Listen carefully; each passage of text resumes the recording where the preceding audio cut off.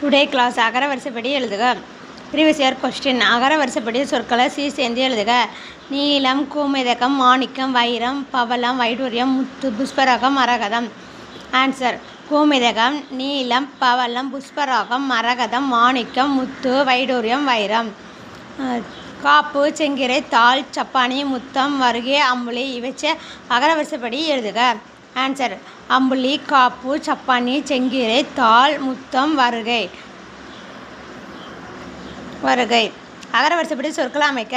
கருவுலகம், களம்பூற்று, கவரிமான், களத்துமேடு. அகர வரிசைப்படி சொற்களை சீர் செய்க. அன்பு, இரக்கம், ஐந்து, ஓசை. அகர வரிசைப்படி சொற்களை சீர் செய்க.